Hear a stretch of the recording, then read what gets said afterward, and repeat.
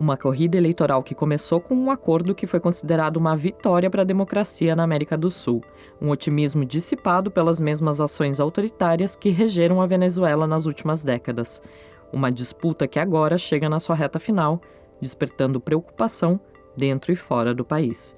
Eu sou a Aline Pellegrini e esse é o Durma Com Essa, o podcast de notícias do Nexo.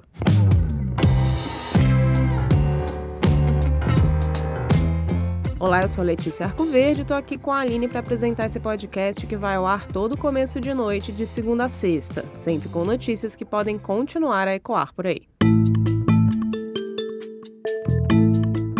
Terça-feira, 23 de julho de 2024, reta final da campanha eleitoral venezuelana. Uma campanha eleitoral que acontece sob desconfiança internacional, depois dos principais nomes da oposição terem sido impedidos de concorrer pela Suprema Corte, que é controlada pelo grupo governista.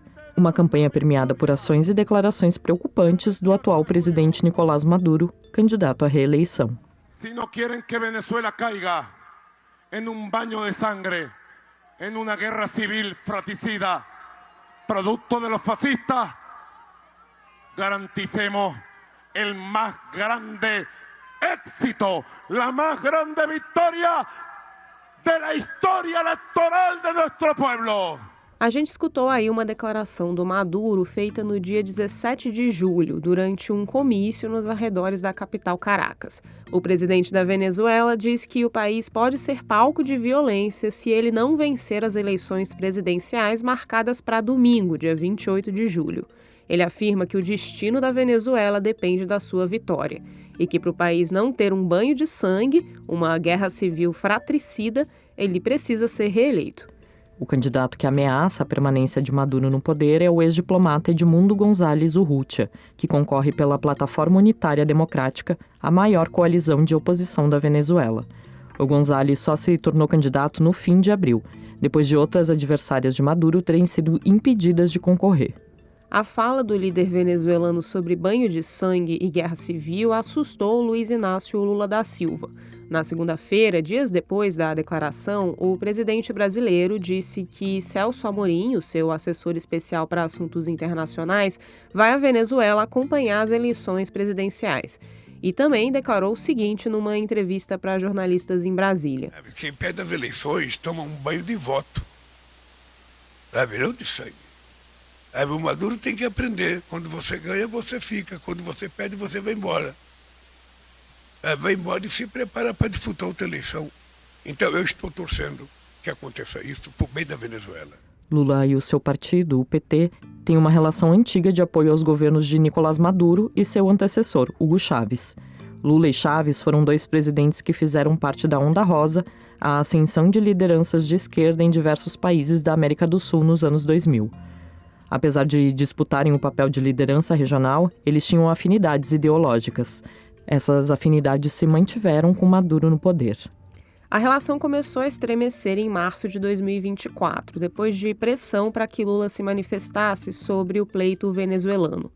No dia 26 daquele mês, o governo criticou pela primeira vez a situação política na Venezuela. Depois disso, o presidente brasileiro fez críticas pontuais à condução das eleições no país vizinho, como essa de segunda-feira. O opositor de Maduro, Edmundo González, elogiou Lula pela declaração mais recente. Ele disse o seguinte em publicação nas redes sociais: "Agradecemos pelas palavras do presidente do Brasil, Luiz Inácio Lula da Silva, em apoio a um processo eleitoral pacífico e amplamente respeitado na Venezuela." O candidato da oposição não foi o único a comentar a fala do Lula. O Jorge Rodrigues, que é presidente da Assembleia Nacional e também chefe da campanha de Maduro, disse o seguinte: "Como vamos respeitar os resultados se vamos ganhar? Claro que vamos respeitar, mas vamos comemorar nas ruas. Maduro vai comemorar os resultados junto com o seu povo." Também na segunda-feira, o Maduro voltou a provocar a oposição, dizendo em comício que vai dar o que ele chamou de uma surra em seus opositores nas eleições, que vai vencer e não quer choradeira, nem show, nem historinha, e que os resultados eleitorais vão ser respeitados, como a gente escuta agora. Ni lloradera. El domingo le vamos a dar una pela. No quiero show. Ni lloradera. No quiero show. Ni comiquita. A respetar los resultados electorales. ¡Ajá! Así o más claro. Nicolás Maduro se mostra confiante na sua vitória, mas as pesquisas eleitorais divergem sobre quem tem mais chance de ser eleito no domingo. Os institutos Datincorp, Delfos e Mega Análises apontam que González tem cerca de 60% das intenções de voto, enquanto o atual presidente tem de 25% a 28%. Segundo esses institutos, apesar do voto não ser obrigatório, aproximadamente 70% da população pretende comparecer às urnas. A média de participação nas eleições de 2018, 2020 e 2021 foi de cerca de 30%.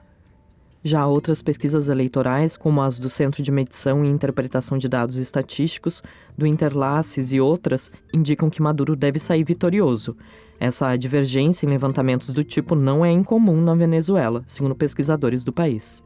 A Carmen Beatriz Fernandes, que é diretora da Data Estratégia, uma empresa que trabalha com medição de opinião pública para conduzir campanhas políticas, citou numa publicação nas redes sociais os principais problemas da medição da intenção de votos na Venezuela. Segundo a Carmen, alguns fatores contribuem para os erros das pesquisas, a volatilidade do eleitorado e falhas metodológicas. Para ela, esses levantamentos não são pesquisas, mas pseudo-pesquisas, feitas para desinformar e ser usadas como propaganda, pelos dois lados.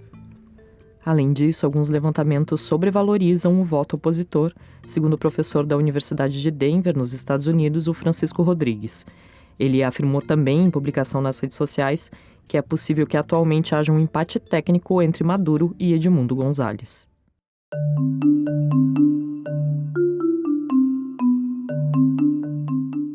Independentemente do resultado dos levantamentos, Maduro chega desgastado à votação, pelo menos internacionalmente.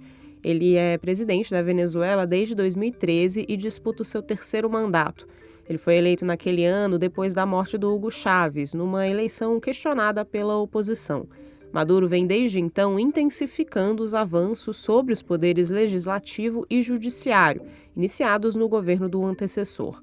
A reeleição dele em 2018 não foi reconhecida pela oposição e por diversos países. Mas em 2023 parecia que algo tinha mudado. Com mediação internacional, o governo de Maduro e a oposição chegaram a um entendimento em outubro daquele ano para a realização de eleições na Venezuela em 2024, com a presença de observadores internacionais. Esse entendimento foi chamado de Acordo de Barbados. O Brasil é um dos signatários. Por ter estabelecido as bases para eleições presidenciais livres e justas, o acordo foi considerado um grande avanço. Com ele, opositores foram libertados da prisão e os Estados Unidos suspenderam sanções contra a importação de petróleo da Venezuela. Mas o otimismo começou a arrefecer em janeiro de 2024. Naquele mês, o Supremo Tribunal de Justiça, órgão máximo do judiciário da Venezuela e controlado pelo governo, confirmou a inelegibilidade de Maria Corina Machado, a principal opositora de Maduro. Ela venceu as eleições primárias da oposição em outubro de 2023, mas foi inabilitada pelo tribunal para exercer cargos públicos por 15 anos. Essa decisão judicial foi vista pela comunidade internacional como um entrave para as eleições justas no país. Diante disso, os Estados Unidos retomaram as sanções. Houve também um recrudescimento na perseguição de opositores. Em 9 de fevereiro, Rocio San Miguel, ativista dos direitos humanos e crítica de Maduro, foi presa sob a alegação de participar de uma conspiração para matar o presidente venezuelano. Em 15 de fevereiro, o governo Maduro suspendeu as atividades e expulsou membros do órgão das Nações Unidas para os Direitos Humanos que atuavam no país, depois deles expressarem preocupação com a prisão da ativista. Em 6 de março, o governo tirou do ar o canal de TV alemão Deutsche Welle por causa de uma reportagem crítica ao regime. Em 20 de março, membros do partido de direita Vente Venezuela, de Maria Corina Machado, foram presos sob a alegação de terem conspirado contra Maduro. 6 opositores desse mesmo partido, que também foram alvos de mandado de prisão por conspiração, se asilaram na Embaixada Argentina em Caracas. Inelegível, a Maria Corina Machado indicou a professora Corina Iores para disputar o pleito como candidata da coalizão antichavista Plataforma Unitária Democrática. Mas Iores não conseguiu se inscrever no sistema da comissão eleitoral. O impedimento gerou críticas da comunidade internacional e inclusive do Brasil, quanto à integridade e transparência do processo eleitoral. Diante disso, a plataforma unitária registrou provisoriamente o diplomata Edmundo Gonzalez Urrutia para garantir uma candidatura.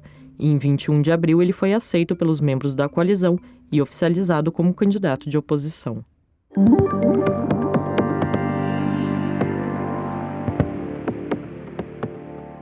Entre votações regionais e nacionais, os venezuelanos já foram às urnas 19 vezes em 20 anos.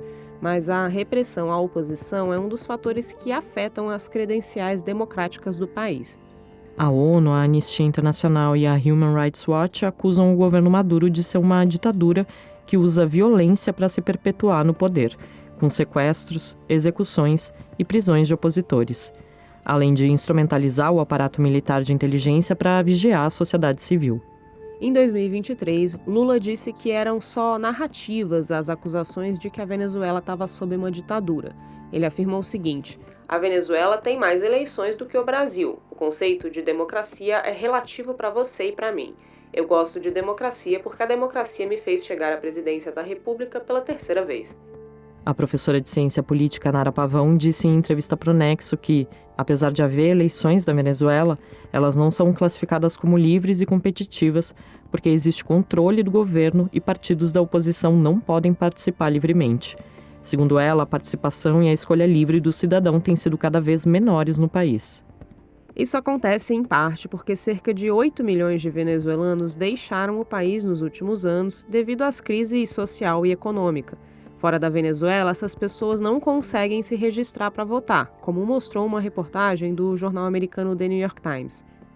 Rigorosas regras impostas por Maduro para a votação no exterior praticamente impossibilitam a participação desses cidadãos que não estão mais no país. Essas regras são uma das táticas do governo Maduro, que equivalem a uma fraude eleitoral em grande escala, segundo pesquisadores falaram para o jornal americano. Isso porque a maioria dos eleitores que vivem fora do país provavelmente não votaria em Maduro. Outro fator que mina a escolha livre do cidadão no país é o bloqueio imposto por Maduro contra sites de notícias independentes. Na segunda-feira, o presidente venezuelano tirou do ar pelo menos 6 portais, entre eles alguns que checam fake news. A denúncia de bloqueio foi feita por uma organização não governamental e pelo Sindicato da Imprensa. Com a nova censura, às vésperas de uma eleição presidencial, os venezuelanos estão sem acesso a mais de 60 meios de comunicação não estatais. O Durma com essa volta já.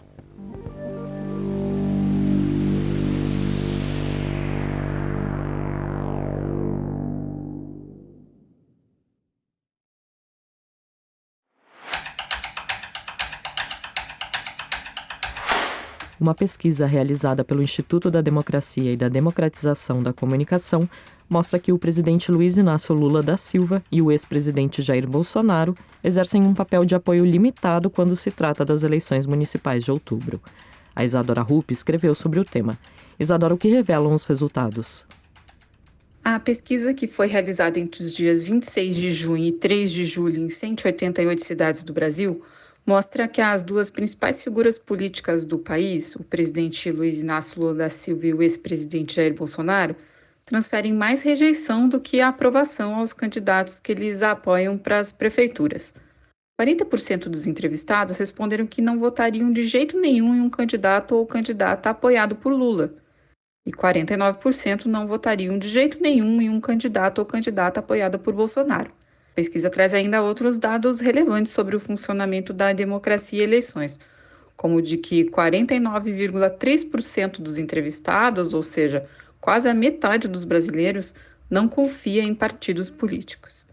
Uma outra pesquisa, realizada pelo Datafolha entre os dias 2 e 4 de julho em Belo Horizonte, Recife, Rio de Janeiro e São Paulo, aponta que boa parte das pessoas que vivem nessas capitais não sabem quem Lula e Bolsonaro vão apoiar. Na capital paulista, por exemplo, onde os candidatos Guilherme Boulos, do PSOL, e o atual prefeito Ricardo Nunes, do MDB, estão tecnicamente empatados, 27% das pessoas não sabem quem é o candidato de Lula e 40% desconhecem o nome que Bolsonaro apoia. E Isadora, você ouviu os cientistas políticos para entender como temas e padrinhos nacionais entram na campanha eleitoral, certo? O que eles disseram? Tem um consenso entre os cientistas políticos que eu ouvi e também entre pesquisas de ciência política que aponta o seguinte, Em eleição municipal, o que importa são os problemas da cidade. O transporte público, a fila do posto de saúde, a coleta de lixo, esses continuam sendo os fatores que mais pesam para decidir nas urnas, seja qual for o porte do município. Também não adianta os candidatos discutirem temas como segurança pública. Segundo os cientistas políticos, por mais leigo que seja o eleitor, ele sabe quais são as competências de um prefeito, que não faz sentido um candidato à prefeitura falar de porte de arma, por exemplo. Nos pleitos municipais de 2024, esses problemas cotidianos vão ser absorvidos pela polarização nacional. E aí o eleitor vai justificar que algo foi feito ou não foi feito por um determinado candidato porque ele é aliado de Bolsonaro ou de Lula. Ou um candidato que é adversário de Lula pode jogar a culpa no governo federal e alegar que não houve investimento ou ajuda suficiente. É isso que vai pegar no eleitor que rejeita ou Lula ou Bolsonaro. O texto da Isadora você lê no nexojornal.com.br. E você já conhece os cursos do Nexo? Tem aulas sobre como ler e fazer gráficos, com a mentoria do Gabriel Zanlorenzi, o nosso editor de gráficos, e sobre como escrever com mais clareza com o editor-chefe Conrado Corsaletti, que você já conhece aqui do Durma. Todos os cursos são online e cada um tem 4 horas de duração. Assinante do Nexo tem desconto. E também dá para contratar cursos sob demanda para empresas e organizações. Entra lá no nexojornal.com.br/cursos para conhecer mais. Da apreensão em relação às eleições venezuelanas aos temas nacionais nas eleições municipais do Brasil, durma com essa. Com roteiro, apresentação e produção de Aline Pellegrini, edição de texto e apresentação de Letícia Arcoverde, participação de Isadora Rupp, edição de áudio de Bruno Bimbatti e produção de arte de Lucas Neopman, termina aqui mais um Durma com essa. Amanhã tem mais. Até!